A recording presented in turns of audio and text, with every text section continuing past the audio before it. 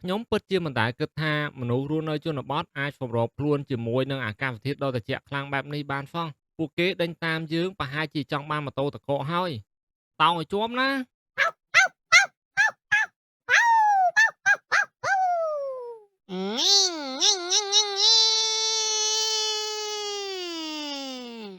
ឈប់សិន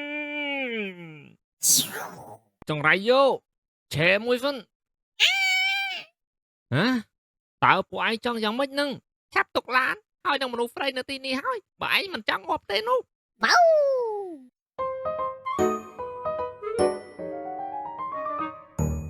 ស្រមៃធ្វើឲ្យអ្នកមានក្តីសុខអ្នកណាគេនោះសុំបងសុំចាំបន្តិចសិនខ្ញុំមានរឿងនិយាយជាមួយនឹងលោកតើតើនាងគឺជាយ៉ាងម៉ីមែនទេយ៉ាងម៉ីនាងគឺជាតួសម្ដែងស្រីដែលល្បីបំផុតនៅក្នុងប្រទេសចិននៅឆ្នាំនេះមានមនុស្សប្រុសជាច្រើនដែលសុបិនថានឹងបាននៅជិតនាងខ្ញុំមិនបានញ៉ាំអីរយៈពេល3ថ្ងៃមកហើយតើលោកអាចយកខ្ញុំចេញពីទីនេះបានទេខ្ញុំពិតជាមិនចង់ស្លាប់នៅទីនេះទេផ្ដល់ឱកាសសម្រាប់រស់រានមានជីវិតនៅទីនេះនៅក្នុងកលៈទេសៈនេះណាវាមិនមែនជាការងាយស្រួលសម្រាប់អ្នករាល់គ្នានោះទេនាងចង់ឲ្យខ្ញុំយកនាងចេញពីទីនេះអញ្ចឹងនាងត្រូវតែផ្ដល់មូលហេតុដ៏ល្អមួយសម្រាប់ខ្ញុំអ្វីដែលខ្ញុំចង់បានគឺជាម្ហូបអាហារបើសិនជាលោកអាចផ្ដល់ម្ហូបអាហារមកឲ្យខ្ញុំបានដូច្នេះខ្ញុំនឹងព្រមធ្វើអ្វីគ្រប់យ៉ាងដែលលោកស្នើសុំមកខ្ញុំអឺម៉ាក់អូយ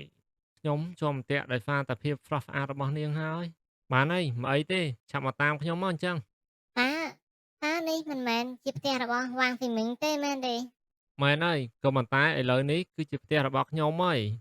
ឆាប់ចូលមកហើយអង្គុយសិនទៅខ្ញុំអរគុណលោកច្រើនណាស់ដែលអនុញ្ញាតឲ្យខ្ញុំចូលមកក្នុងនេះតើលោកមានទំនាក់ទំនងអីជាមួយនឹងម្ចាស់ផ្ទះនេះទៅតើនាងជិតស្និទ្ធជាមួយនឹងវ៉ាងហ្វីមីងមែនទេតើមានអ្នកណាម្នាក់ដែលនៅជុំវិញនេះមិនស្គាល់គេទៅអញ្ចឹងតើមានន័យថា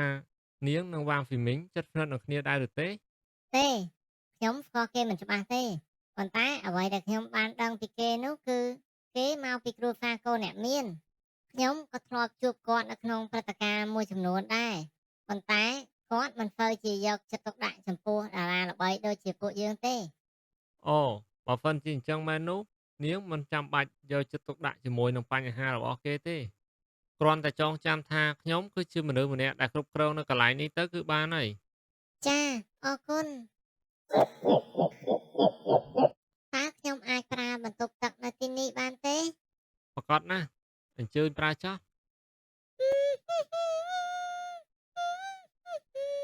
ខ្ញុំខានមួយទឹកក្តៅយូរហើយឥឡូវនេះពិតជាមានអារម្មណ៍ល្អល្អមែនតើមើលទៅហ្គេមមួយនេះដែលខ្ញុំកំពុងតែលេងសំណាងកំពុងតែនៅខាងខ្ញុំហើយបើសិនត្រឹមតែជាគេម្នាក់មើលទៅខ្ញុំប្រហែលជាមិនខាតបង់អ្វីច្រើននោះទេខ្ញុំអាចចំណាយពេលទាំងអស់រស់នៅជាមួយនឹងគេបានខ្ញុំបានតាំងចិត្តរួចហើយខ្ញុំនឹងនិយាយជាមួយគេនឹងស្នើសុំគេរស់នៅទីនេះមួយរយៈប៉ុន្តែខ្ញុំត្រូវតែរៀបចំដើម្បីឲ្យអ្វីម្យ៉ាងទៅគេវិញដែរសម្រាប់បែបនេះចាស់អ្វីដែលខ្ញុំទាមទារគឺការការពារម្ហូបអាហារហើយនឹងកន្លែងដែលមានផាសុកភាពសម្រាប់រស់នៅបន្ទាប់ពីព្យុះព្រិលទាំងអស់នេះត្រូវបានបញ្ចប់ខ្ញុំនឹងកំណត់ព្រំដែនជាមួយគេឲ្យបានច្បាស់លាស់ដរាបណាអាចកំបាំងខ្ញុំជាមួយនឹងគេនៅរក្សាជាអាចកំបាំងខ្ញុំនៅតែអាចបន្តធ្វើជាតារាល្បីនៅថ្ងៃអនាគតដដែលហ្វៀងយីតើលោកអាចអនុញ្ញាតឲ្យខ្ញុំស្នាក់នៅទីនេះបានទេសម្រាប់មនុស្សស្រីទន់ខ្សោយដូចជាខ្ញុំវាពិតជាពិបាកខ្លាំងណាស់សម្រាប់រស់នៅតែឯងនៅក្នុងស្ថានភាពដ៏លំបាកបែបនេះដូច្នេះខ្ញុំពិតជាត្រូវការមនុស្សប្រុសដើម្បីការពារខ្ញុំកុំអារម្មណ៍អីខ្ញុំមិនបង្កបញ្ហាឲ្យលោករយៈពេលយូរនោះទេ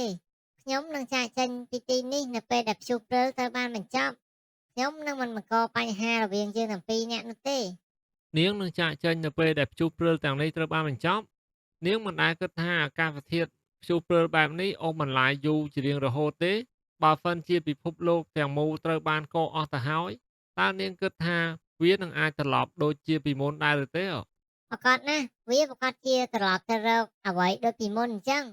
ប្រសិនបើជាពិភពលោកនេះវាមិនអាចត្រឡប់ទៅរកសភាពដើមវិញបានទេអ្វីដែលខ្ញុំខំប្រឹងប្រែងជាច្រើនឆ្នាំមកនេះវាប្រកាសជាខ្លាចជាអាសាបងអស់ទៅហើយអី ទោះជាយ៉ាងណាក៏ដោយការតាំងចិត្តរបស់នាងវានឹងសន្សំពេលវេលាបានច្រើនអូខេបានខ្ញុំយល់ព្រមជាមួយនឹងលក្ខខណ្ឌរបស់នាងប៉ុន្តែនៅក្នុងផ្ទះរបស់ខ្ញុំនាងត្រូវតែគោរពប្រតិបត្តិអ្វីគ្រប់យ៉ាងដែលខ្ញុំនិយាយជាគោលការណ៍ ខ្ញុំខ្ញុំយល់ហើយអឺ នេះគឺជាការអាវថ្មីថ្មីមួយចំនួននាងយកវាទៅពាក់ទៅតើហេតុអីបានជាលោកអាចធ្វើរឿងទាំងអស់នេះបាន ហឹមវាគ្រាន់តែជាលបែងឆ្ពិនភ្នែកបន្តិចបន្តួចតែប៉ុណ្ណោះបងកុំអាលតាណាអីហេតុអីទៅតើអូននៅសប្បាយមិនទាន់គ្រប់គ្រាន់ទៀតមែនទេទេវាមិនមែនចឹងទេបងគិតអីក៏ខិចម៉ែខ្ញុំមានរឿងសំខាន់ដែលចង់ពិភាក្សាជាមួយនឹងបង បានតែឥឡូវគឺបងចាប់ផ្ដើមឃ្លានហើយឥឡូវយើងទៅបន្ទប់ទទួលភ្ញៀវទៅហើយយើងអាចញ៉ាំបដានិយាយបដាបាន បន្ទប់ទទួលភ្ញៀវតោះញ៉ាំបដានិយាយបដាទៅយើងមានរឿងជាច្រើនដែលត្រូវពិភាក្សាគ្នាតាក់ទងជាមួយនឹងរឿងដែលត្រូវកាត់ឡើងនៅថ្ងៃអនាគតនោះ ជីវវិចជីវវិចជីវវិចផ្ទះរបស់ខ្ញុំគឺវាធំទូលំទូលាយណាស់សម្រាប់មនុស្សស្រីដូចជានាងគ្រាន់តែថែមម្នាក់ទៀតគឺគ្មានបញ្ហាសម្រាប់ខ្ញុំទេក៏ប៉ុន្តែខ្ញុំមានសំណុំពរមួយគឺនាងត្រូវតែចេះស្ដាប់បង្គាប់ខ្ញុំផងនាងគឺជាមនុស្សស្រីដែលឆ្លាតដូច្នេះខ្ញុំជឿថានាងគាត់ជាយល់អត្ថន័យដែលខ្ញុំចង់មានន័យហើយតើត្រូវទេខ្ញុំយល់ហើយអ្វីដែលកើតឡើងរវាងពួកយើងទាំងពីរនេះអំបញ្ញមិញនេះគឺមិនត្រូវបាននិយាយចេញទៅខាងក្រៅទេវាគឺជាច្បាប់តើត្រូវទេខ្ញុំអាចយល់ព្រមតាមលក្ខខណ្ឌរបស់លោកបានប៉ុន្តែក៏មានគោលការណ៍មួយចំនួនដែលលោកត្រូវតែប្រកាន់ភ្ជាប់ហើយនឹងធ្វើតាមខ្ញុំផងដែរ មែនហើយហេតុអីក៏មិនអាចទៅហ៎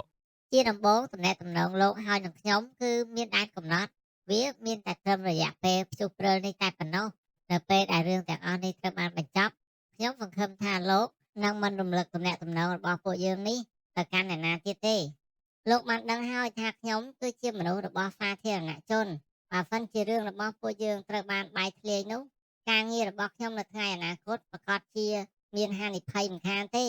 ដូច្នេះ ខ្ញុំសង្ឃឹមថារឿងទាំងអស់នេះនឹងមិនបែកធ្លាយទៅចោះបើសិនជារឿងទាំងអស់នោះត្រូវបានបែកធ្លាយមែនខ្ញុំប្រកាសជាត្រូវដើរត្រឡប់ថយក្រោយមិនខានទេប្រកបណាស់ខ្ញុំនឹងមិនងាយនិយាយរឿងរបស់ពួកយើងចេញទៅខាងក្រៅនោះទេ ចំណែករឿងទី2វិញខ្ញុំនឹងគោរពតាមគោលការណ៍ហើយនឹងសំណើរបស់លោកក៏ប៉ុន្តែខ្ញុំត្រូវការពេលវេលាលោកគឺមិនអាចបង្ខំខ្ញុំធ្វើអ្វីដែលខ្ញុំមិនចង់ធ្វើនោះទេ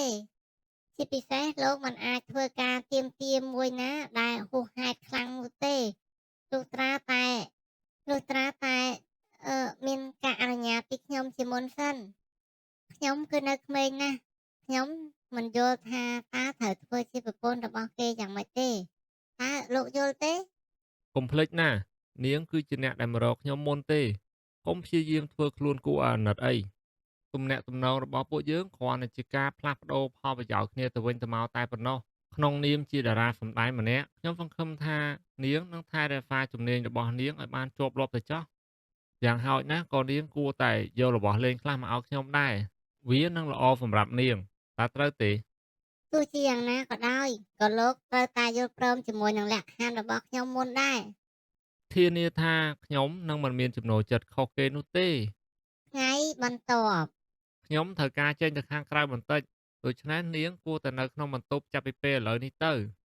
តើពេលណាទើបលោកត្រឡប់មកវិញហ៎កុំបារម្ភអីខ្ញុំគ្រាន់តែចេញទៅក្រៅដើម្បីទៅយកមនុស្សម្នាក់មកតែប៉ុណ្ណោះខ្ញុំមិនទៅយូរនោះទេនៅទីនេះតើមានអ្នកមានហើយនឹងតារាល្បីដែលរស់នៅម្ដុំនេះច្រើនទេអ្ហ៎ចាមែនហើយនៅក្នុងតំបន់នេះត្រូវបានគេស្គាល់ថាជាសង្កាត់ដែលមានទ្រព្យសម្បត្តិច្រើនជាងគេបំផុតនៅក្នុងទីក្រុងធានហៃសូម្បីតែបុគ្គលដែលមានទ្រព្យសម្បត្តិតិចបំផុតនៅទីនេះក៏មានលុយរាប់សិបលានដុល្លារដែរអូខ្ញុំយល់ហើយអឺខ្ញុំមានមិត្តភក្តិម្នាក់នៅឯផ្ទះឯណោះគាត់តែងតែជួយគាំទ្រខ្ញុំរហូត ឥឡូវនេះគាត់មានការឈឺចាប់ហើយនឹងពិបាកចិត្តខ្លាំងណាស់ដោយសារតែមនុស្សស្រីម្នាក់បានបោកប្រាស់ចិត្តគាត់ទៅហើយឥឡូវនេះគាត់ត្រូវការមនុស្សស្រីម្នាក់ដើម្បីមើលថែផ្លូវកាយហើយនឹងផ្លូវចិត្តរបស់គាត់ខ្ញុំចង់ស្វែងរកប្រពន្ធម្នាក់ឲ្យទៅគាត់ខ្ញុំសួរនាងដោយសារតែនៅជុំវិញនេះនាងគឺបានស្គាល់គេច្រើនណាស់ដូច្នេះខ្ញុំសង្ឃឹមថានឹងអាចរកមនុស្សស្រីម្នាក់ដើម្បីមើលថែគាត់បានណា នៅក្នុងសង្កាត់ដែលសម្បូរបែបនេះឥឡូវនេះគឺចាប់ផ្ដើមមានមនុស្សមួយចំនួនចាប់ផ្ដើមស្លាប់ទៅហើយប៉ុន្តែចំនួនមនុស្សព្រៃដែលមានភាពស្រស់ស្អាតឥឡូវនៅតែនៅមាននៅឡើយទេក៏ប៉ុន្តែគឺមានអាយុច្រើនបន្តិចអឺចុះមិត្តភ័ក្តិរបស់លោកបើសិនជាមនុស្សព្រៃមានអាយុច្រើនបន្តិចតើគាត់មានបញ្ហាដែរទៅទេអ្ហ៎ មិត្តរបស់ខ្ញុំគឺមានអាយុប្រហែលជា40ឆ្នាំទៅហើយចំណែកឯចំណង់ចំណូលចិត្តរបស់គាត់គឺត្រូវការមនុស្សស្រីដែលមានភាពចាស់ទុំបន្តិច បើសិនជាដូច្នេះមែនប្រហែលជាងាយស្រួលក្នុងការស្វែងរកទេលោកគួរតែស្គាល់ចៅហៃមីហើយមែនទេ ហាចៅហៃមីនាងគឺជាទេពធីតានៅក្នុងកុមារភាពរបស់ប្រជាជនចិនជាច្រើនខ្ញុំស្គាល់នាងតើអូនអាចស្វែងរកអ្វីដើម្បីតាក់ទងជាមួយនឹងនាងបានទេឥឡូវនេះ មិនអីទេអញ្ចឹងឥឡូវខ្ញុំត្រូវទៅនិយាយជាមួយនឹងនាងសិន អង្គខយូពេលនេះខ្ញុំនឹងមិនធ្វើឲ្យលោកខកចិត្តទេខ្ញុំបានស្វែងរកមនុស្សម្នាក់ដែលល្អបំផុតសម្រាប់លោកហើយ ខ្ញុំបាននិយាយតាក់ទងជាមួយនឹងមិត្តភ័ក្តិរបស់បងប្រាប់ទៅនាងរួចទៅហើយនាងគឺមិនមានបញ្ហាអ្វីទេជីវវិចជីវវិចជីវវិច មើលទៅដូចជាលឿនបន្តិចហើយមែនទេរបស់ទាំងនេះគឺខ្ញុំបានរៀបចំសម្រាប់ឲ្យនាង អូអរគុណច្រើន តើនាងច្បាស់ជាមួយនឹងរឿងទាំងអស់នេះហើយមែនទេ ខ្ញុំដឹងលោកបានស្វែងរកផ្ទះថ្មីសម្រាប់ខ្ញុំហើយតែមិនអញ្ចឹងឯលោក ពិតជាល្អខ្លាំងណាស់អ្នកទាំងអស់គ្នាសុទ្ធតែជាមនុស្សឆ្លាតអញ្ចឹងមិនចាំបាច់ខ្ញុំនិយាយច្រើនទេប៉ុន្តែណែបើសិនជាខ្ញុំបានដឹងថាមានអ្នកណាម្នាក់ប្រាប់ព័ត៌មានដែលខ្ញុំរស់នៅទីនេះនោះខ្ញុំនឹងមិនមានមូលហេតុអ្វីសម្រាប់ទុកជីវិតឲ្យពួកនាងបានរស់ទៀតទេទីក្រុងជូជៀនណែមិនណែនាំគ្នាមកជីកន្លែងនេះមកអូយនាំគ្នាខំប្រឹងរុញឡើងធ្ងន់ដល់ហើយអូយខំប្រឹងឡើងខ្យល់ខ្លាំងទៀតទាំងអស់គ្នាឆាប់រៀបចំលឿនទៅលឿនឡើងរត់ទៅរត់ភ្លាមទៅត្រីច្រើនណាស់អូខេឥឡូវនេះយើងបានស្វែងរកត្រីឃើញហើយលោកពូថ្ងៃនេះដូចជាត្រជាក់ខ្លាំងដល់ហើយតើលោកពូបានគិតថានៅក្នុងទីក្រុងប្រជាជនទាំងអស់គ្នាអាចកកស្លាប់ដែរទេមនុស្សនៅក្នុងទីក្រុងពួកគេមិនដឹងពីរបៀបដាំដុះផងតាំងពីដើមមកពួកគេគឺពឹងផ្អែកទៅលើអ្នកស្រែដូចជាពួកយើងសម្រាប់ការចិញ្ចឹមពួកគេប៉ុណ្ណោះឥឡូវនេះសូម្បីតែរបៀបរកអាហារក៏ពួកគេមិនដឹងថាត្រូវធ្វើយ៉ាងម៉េចផងមើលទៅនោះពូគិតថាពួកគេប្រហែលជាចិត្តស្លាប់អស់ហើយ ជាសំណាងខ្លាំងណាស់ដែលពួកយើងរស់នៅជនបទទោះជាមានបញ្ហាអាកាសធាតុយ៉ាងម៉េចក៏ដោយដរាបណាពួកយើងមានម្ហូបអាហារមានផ្ទះហើយពួកយើងរួមកម្លាំងគ្នាពួកយើងមិនខ្លាចការតស៊ូក្នុងការរស់រានមានជីវិតនោះទេអាកាសធាតុបែបនេះវាពិតជាពិបាកទ្រាំខ្លាំងណាស់វាពិតជាត្រជាក់ខ្លាំងពេកហើយតើពេលណាទើបវាបានបញ្ចប់ទៅណោះហេតុអីក៏ខ្ញុំមានអារម្មណ៍ថាខ្ញុំបានឮសំឡេងម៉ូតូតកអញ្ចឹង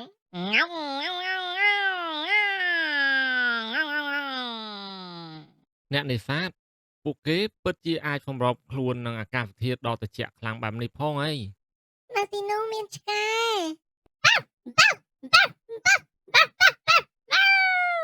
ខ្ញុំពិតជាមិនដែលគិតថាមនុស្សរស់នៅជនបទអាចសម្របខ្លួនជាមួយនឹងអាកាសធាតុដ៏ត្រជាក់ខ្លាំងបែបនេះបានសោះពួកគេដេញតាមយើងប្រហែលជាចង់បានម៉ូតូតកកហើយតោងឲ្យជាប់ណា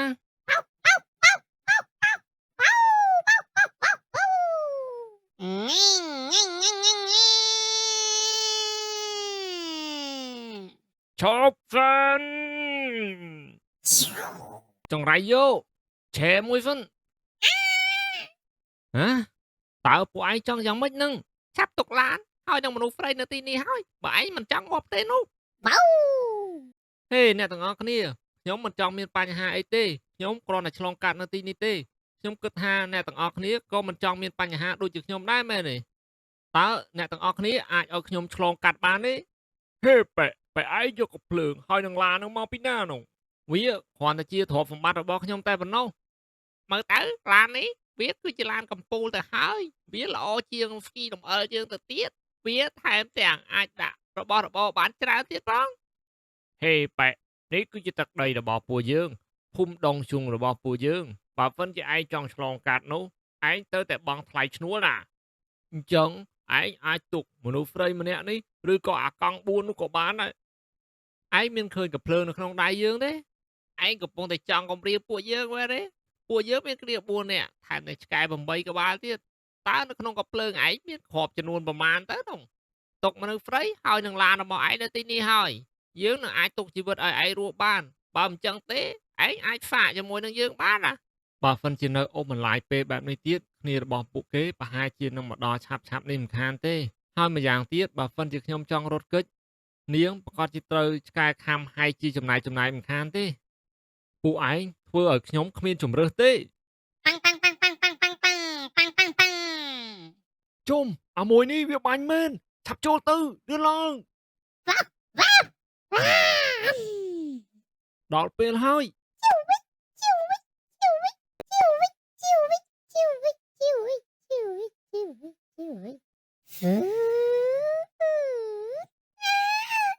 ឆាប់ឡើងម៉ូតូមកលឿនឡើង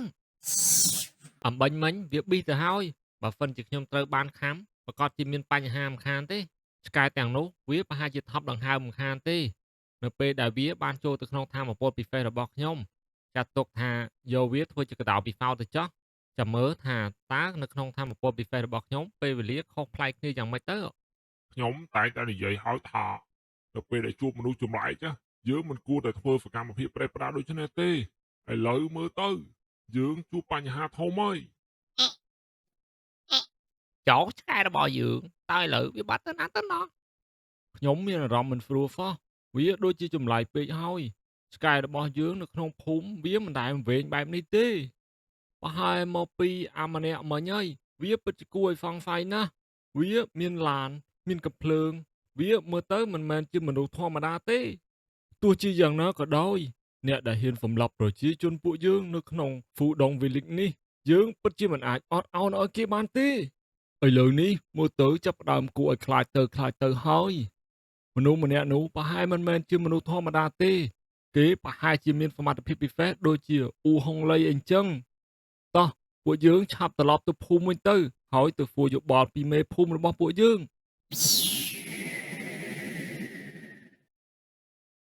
ហ៊ីហ៊ីហ៊ីហ៊ីវាយហ្វូរបស់ខ្ញុំ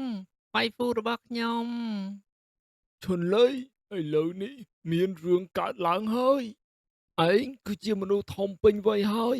ឯងធ្វើរឿងអញ្ចឹងឯងមិនចេះខ្មាស់អៀនទេអីវាគឺជាចំណូលចិត្តផ្ទាល់ខ្លួនរបស់ខ្ញុំវាគ្មានអីពាក់ព័ន្ធជាមួយនឹងលោកទេអក្មេងល្ងងនេះហេតុអីក៏ឯងនៅតែធ្វើចរិតបែបនេះខ្ញុំបានណែនាំមនុស្សជាច្រើនឲ្យតែឯងហើយពួកនាងពិតតែជានារីស្អាតនៅក្នុងភូមិរបស់ពួកយើងហេតុអ្វីក៏ឯងមិនជ្រើសមនុស្សស្រីពិតប្រាកដមានអីអស្ចារ្យទៅខ្ញុំមិនចាប់អារម្មណ៍ទេលោកតាសាន់តើមានអ្វីដែលធ្វើឲ្យលោកមកទីនេះដាក់ហើយឆាប់ប្រាប់គេទៅថ្ងៃនេះនៅពេលដែលយើងចេញទៅរកត្រីគឺមនុស្សប្រុស4នាក់នៅក្នុងភូមិរបស់យើងត្រូវបានគេសម្លាប់ទៅហើយស្លាប់ទៀតហើយហេតុអ្វីបានជាពួកគេត្រូវបានស្លាប់អញ្ចឹងភូមិផ្សេងនៅក្បែរយើងគ្រាន់ថាត្រូវបានយើងកម្ចាត់អស់ហើយមែនទេអ្វីដែលកើតឡើងនៅពេលនេះវាមិនមែនមនុស្សដែលមកពីក្នុងទីក្រុងជូជានោះទេគឺមកពីមនុស្សម្នាក់ដែលឆ្លងកាត់ទន្លេមនុស្សម្នាក់នោះគេពិតជាសាហាវពេកហើយមនុស្សប្រុសដល់ទៅ4នាក់ថែមទាំងឆ្កែ8ក្បាលទៀតគេអាចកម្ចាត់បានយ៉ាងឆាប់រហ័សខ្ញុំខ្លាចតែថ្ងៃណាមួយគេមានបំណងមិនល្អទៅលើភូមិពួកយើងនៅថ្ងៃអនាគតទេជន់លុយតើឯងគិតថាគេអាចមានធម៌ពលពិសេសដូចជាឯងដែរទេ